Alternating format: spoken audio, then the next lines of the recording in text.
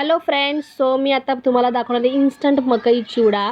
तर इथे मी घेतलं आहे कढई आणि कढईमध्ये तेल चांगलं तापलं आहे. याच्यामध्ये मी आता कॉर्नफ्लेक्स टाकले आहेत आणि ते चांगले तळून घेत आहे. तुम्ही बघू शकता. तर हे व्यवस्थित सगळे तळून घ्यायचे आहेत.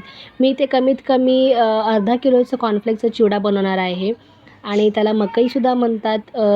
तुम्हाला जे कम्फर्टेबल आहे ते तुम्ही तसं घ्या. त्याच्यानंतर ह्याच्यामध्ये मी घेतला आहे 1 वाटी शेंगदाणा. तर शेंगदाणासुद्धा चांगला व्यवस्थित तळून घ्यायचा आहे.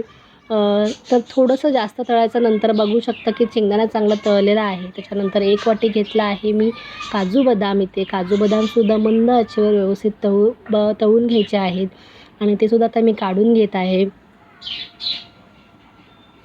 तर हे सगळं व्यवस्थित तुम्हाला इथे मिक्स करायचं आहे. तर बघू शकता ते इथे व्यवस्थित मिक्स झालं आहे. तर आता ह्याच्यामध्ये मी टाकत आहे 1 चमच तिखट. लाल तिखट आहे हा, किंवा काश्मीरी लाल मिरची तुमच्याकडे जे अवेलेबल असेल ते तुम्ही टाकू शकता. त्याच्यानंतर इथे मी तर मीठ आहे, हे मीठ पण टाकणार आहे. थोडंसं मीठ टाकायचं आणि त्याच्यानंतर हे टाकत आहे मी पिठी साखर.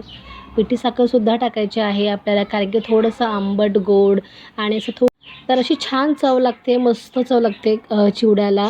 आणि इथे तुम्ही थोडीशी आमचूर पावडर जर असेल तुमच्याकडे किंवा चाट मसाला असेल तर सुद्धा तुम्ही टाकू शकता, जसं तुम्हाला आवडेल तसं त्या प्रकारे. आणि व्यवस्थित हे मिक्स करून घ्यायचं आपल्याला आहे इकडे, तुम्ही बघू शकता. आणि त्याच्यानंतर मी इथे घेत आहे कढीपत्ता. तर कढीपत्ता थोडंसं मी तळून घेणार आहे, थोडं कुरकुरीत होईपर्यंत.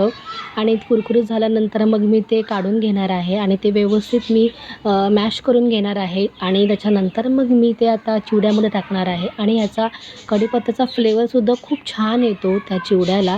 तर असं केल्यामुळे पटापट होतं आणि मस्त लागतं. सो रेडी झाला आहे आपला चिवडा.